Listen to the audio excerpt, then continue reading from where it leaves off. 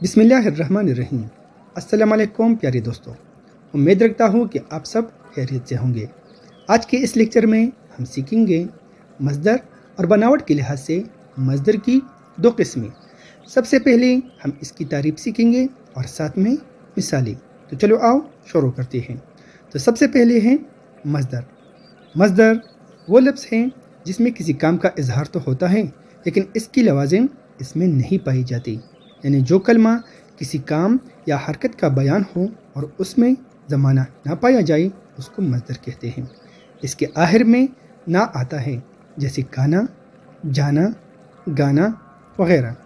اگرچہ مصدر کے آگے نہ ہوتا ہے مگر یہ ضروری نہیں کہ ہر لفظ جس کے آخر میں نہ ہو وہ مصدر ہی ہو، جیسے بانا، نانا، کانا وغیرہ۔ مصدر کی پہچان کے لیے نشانی یہ ہے کہ نہ ہٹانے سے مصدر حکم بن جاتا ہے، جیسے لکھنا سے لکھ، جانا سے جا وغیرہ۔ اب ہم بات کریں گے بناوٹ کے لحاظ سے مصدر کی دو قسموں کی۔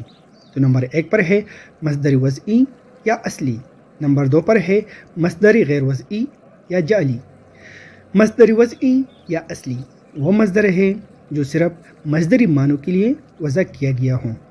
مصدر غیر وضعی یا جعلی وہ مصدر ہیں جو دوسری زبانوں کے الفاظ پر مصدر یا علامتی مصدر زیادہ کر کے بنائے گئے ہوں، جس طرح کہ ان مثالوں میں کھانا، پینا، اٹھنا، بیٹھنا، انصاف کرنا، خریدنا وغیرہ۔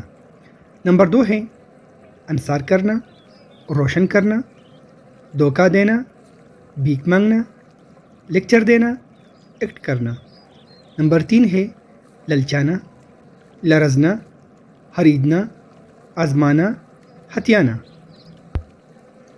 نمبر 1 مثال میں ایسے مصادر ہیں جو صرف مصدری معنوں ہی کے لیے وضع کیے گئے ہیں، یعنی جب سے زبان بنی ہے تب سے اسی طرح بولے جاتے ہیں، ایسے مصدر مصدر اصلی کہلاتے ہیں۔ نمبر 2 مثال میں ایسے مصادر ہیں کہ فارسی، عربی، ہندی، انگریزی الفاظ پر مصدر زیادہ کر کے بنائے گئے ہیں۔ نمبر 3 مثال میں فارسی اور اردو لفظوں میں کچھ تبدیلی کر کے بنائے گئے ہیں، ایسے مصدر مصدر جعلی کہلاتے ہیں۔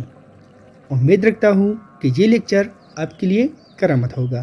ملتے ہیں ایک دوسرے لیکچر میں، تب تک کے لیے خدا حافظ، اللہ نگہبان۔